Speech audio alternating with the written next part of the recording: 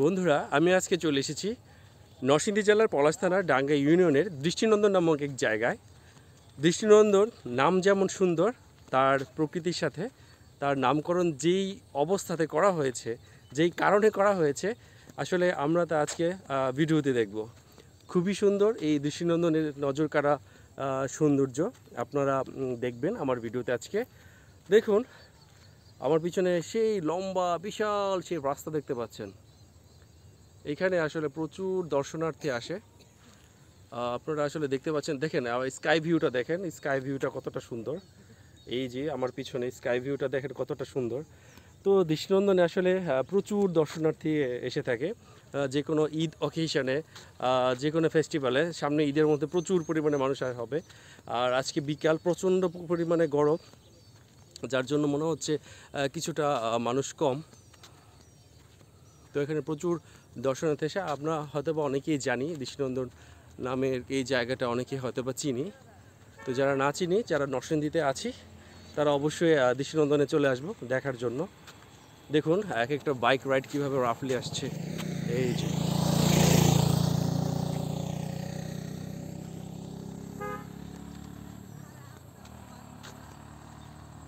তো চলুন বিস্তারিত দেখি দৃষ্টিনন্দনের যে দৃষ্টি নজর কাড়া যে সৌন্দর্য। চলুন ভিডিওতে আজকে দেখি। এমন একটি জায়গায় এসে আমার গানের সেই দুটি লাইন মনে পড়ে যায়। গ্রাম ছাড়া ওই রাঙামাটির পথ আমার মন ভোলায় রে। সত্যি বলতে এই পথ, এই রাস্তা, এই প্রকৃতি আপনাকে একদম সেই প্রকৃতির কাছে, প্রকৃতির গ্রামের যে মূল স্বাদ, সেই স্বাদ পেতে হলে আপনাকে এই জায়গায় আসতেই হবে। নরসিংদীর মতন জায়গায় এমন সুন্দর একটি স্থান রয়েছে, সেটা আপনারা হয়তোবা অনেকেই অজানা রয়েছে।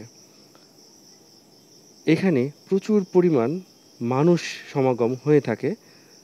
যে কোনো ঈদ ফেস্টিভ্যাল, যে কোনো অকেশনে, পহেলা বৈশাখে প্রচুর দর্শনার্থী এখানে চলে আসে। দেখুন কি সুন্দর যে গ্রাম বাংলার যেই সিনারি, যে দৃশ্য, সেটা আপনারা একটু আগেই দেখতে পেলেন।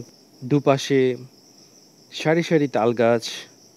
ওই যে সেই ছোটবেলার সেই কবিতা, তাল গাছ এক পায়ে দাঁড়িয়ে।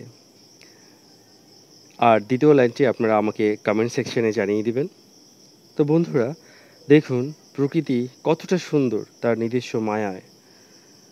দুপাশে প্রচুর পরিমাণ ধান ক্ষেত রয়েছে, আর কিছু কিছু জলাশয়। এখানে প্রচুর পরিমাণে মাছ ধরতে আসা লোক প্রচুর পরিমাণে এখানে আসে।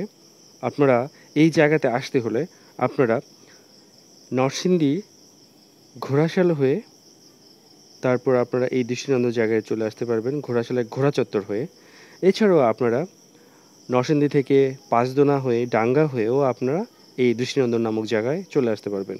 যদি কেউ ঢাকা থেকে আসেন, তাহলে ঢাকা থেকে মায়াবাড়ি হয়ে 300 ফিট দিয়ে মায়াবাড়ি হয়ে দেন আপনারা এখানে চলে আসতে পারবেন। এছাড়াও আপনারা যদি কেউ টঙ্গী দিয়ে আসতে চান, তাহলে সেক্ষেত্রেও আপনারা টঙ্গী দিয়ে আসতে পারবেন। সেক্ষেত্রে আপনাকে ঘোড়াশাল যে ব্রিজ, ওই ব্রিজ পার হয়ে তারপর ঘোড়াশালের ঘোড়া চত্বর দিয়ে আপনাকে একটা অটো বা একটা রিক্সা নিয়ে তারপরে এখানে চলে আসতে হবে। আমি আবারও বলছি, এর ঠিকানাটি নরসিংদী জেলার পলাশ থানা ডাঙ্গা ইউনিয়ন নামক এক জায়গায় এই দৃষ্টিনন্দন অবস্থিত। সম্ভবত ডাঙ্গা ইউনিয়নের 2 নং ওয়ার্ডে এই জায়গাটি অবস্থিত। এখানে আরও প্রচুর প্রচুর প্রচুর দর্শনার্থী চলে আসে যখন ঈদ ফেস্টিভ্যাল হয়, যখন কোনো পহেলা বৈশাখ হয়, যে কোনো ফেস্টিভ্যাল। এবং এছাড়া প্রত্যেক দিন বিকালবেলা প্রচুর পরিমাণে দর্শনার্থী এখানে এসে থাকে, কারণ এখানে আসার পরে আপনি প্রচুর পরিমাণে এমন গ্রাম্য ফিল পাবেন। এছাড়াও আপনার প্রচুর পরিমাণে ছবি তুলতে পারবেন, ফ্যামিলি নিয়ে আসতে পারবেন। অনেকেই ফ্যামিলি নিয়ে আসে এখানে ছবি তোলার জন্য। এছাড়াও প্রচুর পরিমাণে বাতাস রয়েছে এই জায়গায়, দেখতেই পাচ্ছেন প্রচুর খোলামেলা পরিবেশ। দুপাশে প্রচুর ধান ক্ষেত এবং দুপাশে প্রচুর পানি রয়েছে। প্রচুর বাতাস পাবেন এখানে আসার পর। যাই হোক বন্ধুরা, আজকে এই পর্যন্তই। ভালো থাকবেন। আমি প্রকৃতি আপনাদের সাথে তুলে ধরার চেষ্টা করেছি। যদি আমার ভিডিও ভালো লাগে তাহলে শেয়ার করবেন, লাইক করবেন। আল্লাহ হাফেজ, সালামু আলাইকুম।